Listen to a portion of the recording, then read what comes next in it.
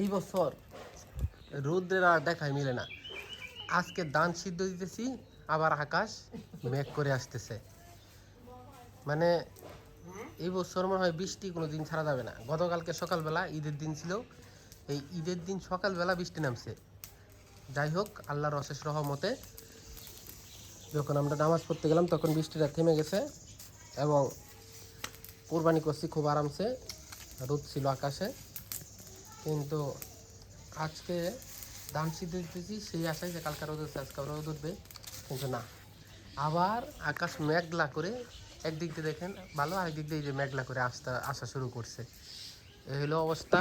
মানে এবার যারা ধান চাষ করছে তাদের নেস্তার নাই। এই যে ধানগুলো সিদ্ধ করা হয়েছে, এখন যদি বৃষ্টি নামে এই ধানগুলা প্রায় নষ্ট হয়ে যাবে। এইগুলা শুকাতেই হবে, তাছাড়া কোনো গতি নাই। এই হলো অবস্থা। যাই হোক, এদিক দিয়ে আমার জাম্বুরা গেছে, ভালোই জাম্বুরা ধরছে। তিনটা জাম্বুরা হয়েছে, অনেক বড় বড়, আর উপরের দিকেও আছে। এই হলো অবস্থা। হাই, কি সর্বনাশ হয়েছে রে!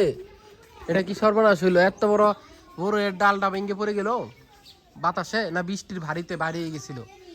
মনে হয় বৃষ্টির পানিতে বেশি ভারী হয়েছিল, যেন ভেঙে গেছে। ধানগুলো এখানে শুকাতে দিতে হবে, কিন্তু আকাশ যেভাবে মেঘলা করে আসতেছে, আজকে কি ধান শুকাতে দেওয়া যাবে নাকি হবে আল্লাহ জানে একমাত্র। এই হলো অবস্থা। এখানে ধানগুলো সিদ্ধ দেবো, কিন্তু বৃষ্টি আল্লাহ, তুমি বৃষ্টি নামায়ও না।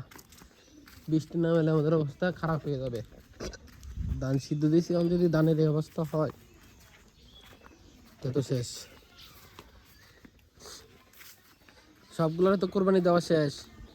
তোরও মনে কিছু আর 1 বছর পরে তোর পালা আসবে, নাকি 2 বছর পরে?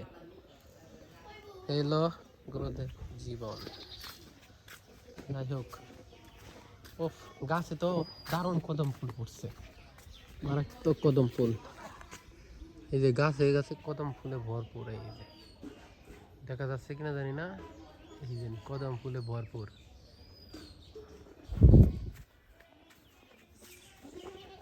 এই যে, হ্যাঁ উঠছি তো 8টা বাজে। কই আসলি? 8টা বাজে উঠছি, কই আসলি? হ্যাঁ, কই আসলি তুই? ঘরে আছি তো। 8টা বাজে উঠছি। এই যে খেয়ার যে শুকাইতে দিছে আজকে, আবার খেয়ার এই মধ্যে পচে গেছে অর্ধেক।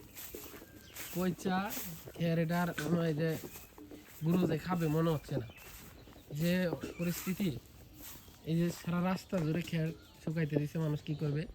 জমিতে পানি, তাই রাস্তাতে শুকাতে দিছে। এখন এইগুলাকে আজকে শুকাতে পারবে? মোটামুটি শুকাই আছে। যদি বৃষ্টি আবার আসে তাহলে কিন্তু এগুলো আবার ভিজে যাবে। এই অবস্থা। আর এটা হলো আমাদের ভাইরাল জায়গা। দেখেন, রাস্তার এখানে ভিডিও করলে অনেক সুন্দর হয়। আবার রাস্তার উপরে দিয়ে গাছগুলা কতটুকু সুন্দর করে নেমে গেছে, অনেক সুন্দর দেখা যাচ্ছে।